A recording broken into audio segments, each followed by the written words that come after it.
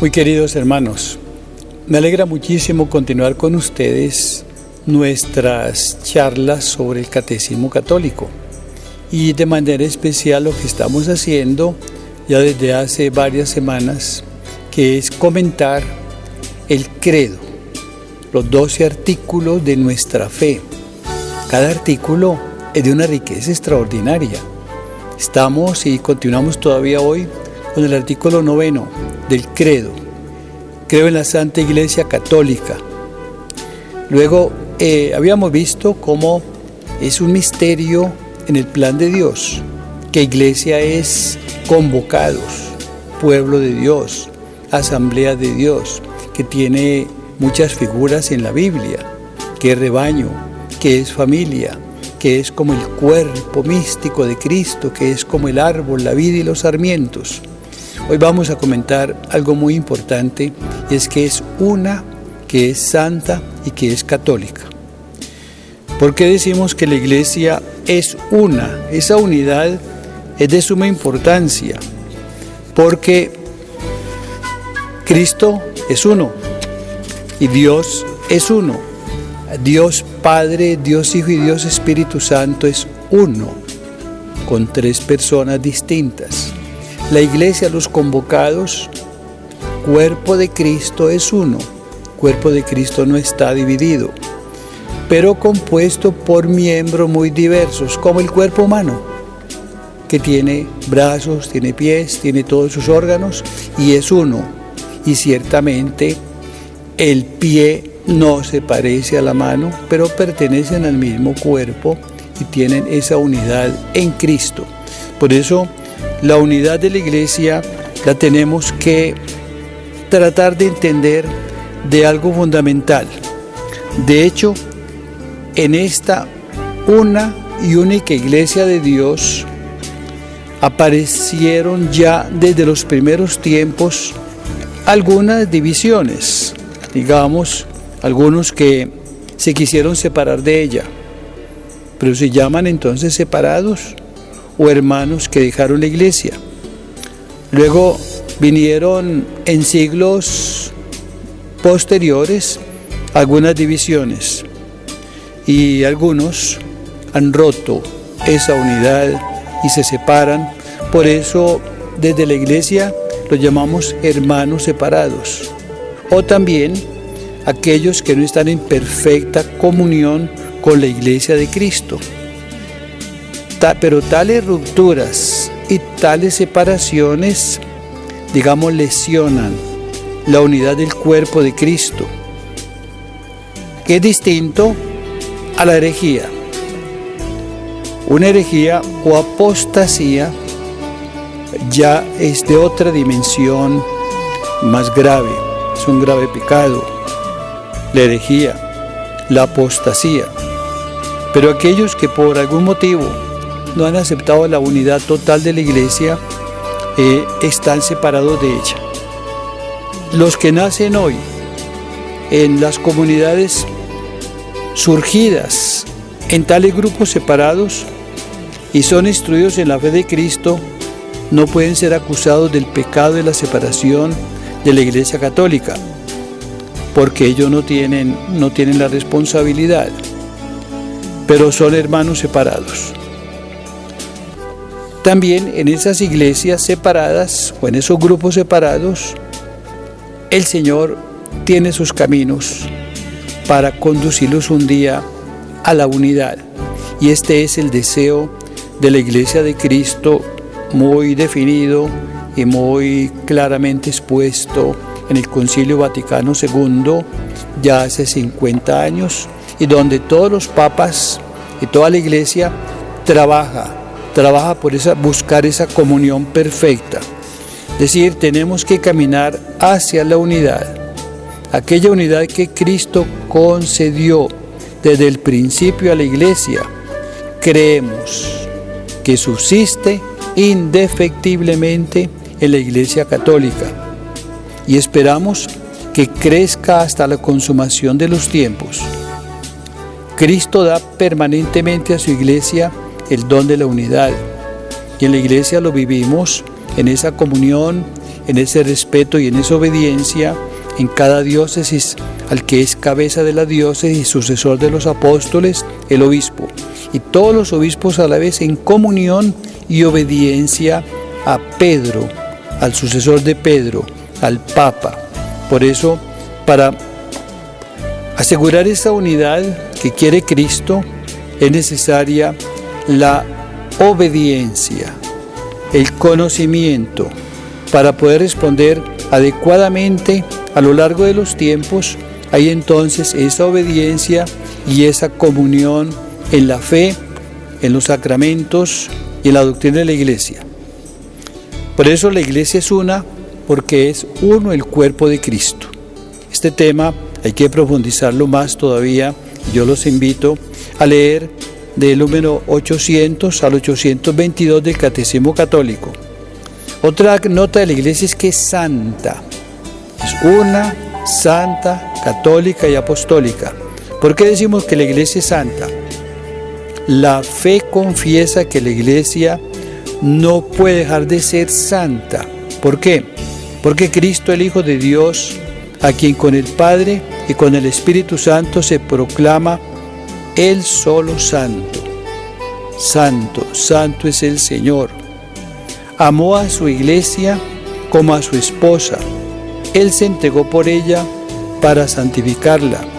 La unió a sí mismo como su propio cuerpo y la llenó del don del Espíritu Santo para gloria de Dios. La Iglesia es pues ese pueblo santo de Dios y sus miembros son llamados santos. Esta santidad de la Iglesia entonces le viene de Cristo, que es santo. La Iglesia unida a Cristo está santificada por Él, con Él, en Él. Ella también ha sido hecha santificadora, porque en ella obra Cristo. Y por eso todos los miembros de la Iglesia están en el proceso de santificación. Todas las obras de la Iglesia se esfuerzan en conseguir la santificación de los hombres en Cristo y la glorificación de Dios. En la Iglesia es en donde está depositada la plenitud total de los medios de salvación. Es en ella donde conseguimos la santidad por la gracia de Dios. Este capítulo es sumamente rico y precioso, y es precisamente por eso que los miembros de la Iglesia nos reunimos a orar juntos, nos reunimos a los sacramentos juntos. Esa unidad es la que nos va a asegurar la santificación.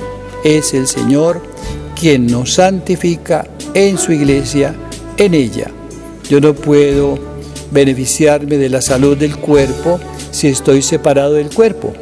El que está separado del cuerpo se muere. Como la ramita se separa del tronco, se muere. Pero si está unida al tronco, tiene vida. Y así cada bautizado unido a la Iglesia, en comunión con su Iglesia, tiene santidad que el Señor le va dando. Otra dimensión, este capítulo es muy importante porque entonces nos va a llevar a entender el valor de los sacramentos, el valor de la oración, el valor de esa comunión por la santificación nuestra. Miremos, por ejemplo, en el texto y en las palabras de todas las misas, en distintos esquemas de la misa, en distintas anáforas que tiene la Iglesia para celebrar la misa. En todas estamos hablando de esa santidad del Señor que se nos comunica, que nos purifique y nos santifique.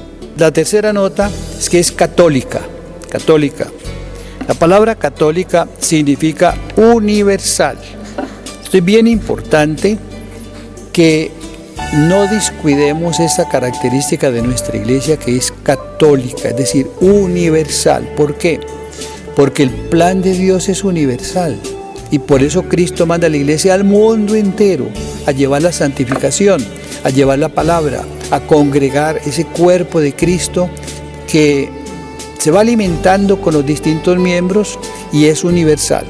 Por eso en la Iglesia caben todas las razas, todos los pueblos, todas las culturas, porque Dios Padre envía a su Hijo a salvar a los hombres, y esa salvación llega a través de la Iglesia a todos, En ese sentido entendemos que siendo universal, católica la Iglesia, no puede cesar de ser misionera para llevar a todos el mensaje de salvación, católica.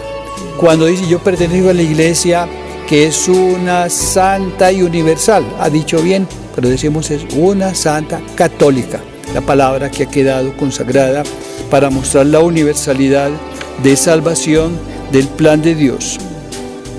Cada iglesia particular, cada diócesis con su obispo sigue siendo una iglesia católica, buscando llevar a todos y al mundo entero el plan de salvación.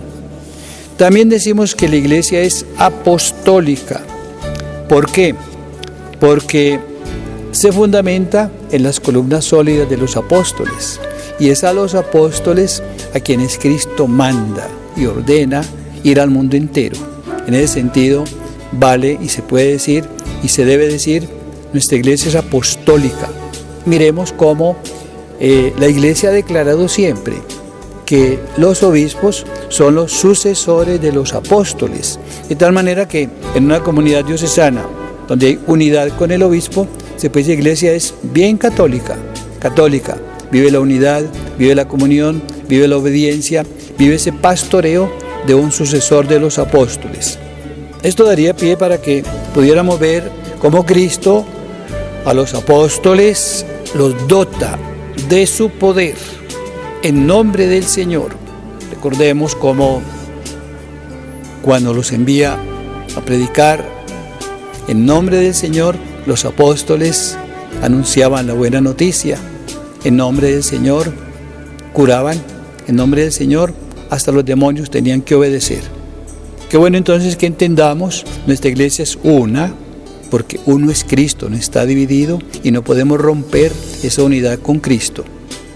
Es santa, porque la vida de la iglesia es la de Cristo, que es el santo de los santos.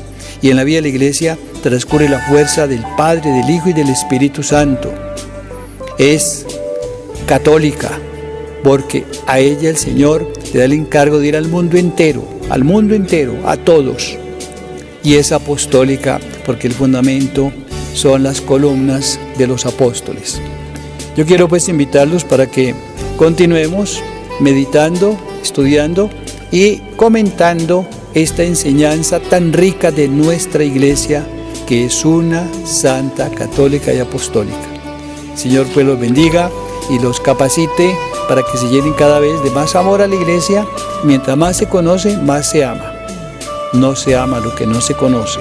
Por eso, démonos cuenta de la importancia del estudio, del conocimiento cada vez mejor de nuestra iglesia.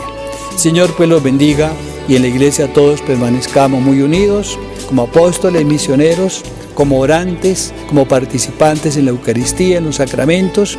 Que la Virgen María, Madre de la Iglesia, a quien Cristo pone como Madre de todos los hombres, ella los proteja.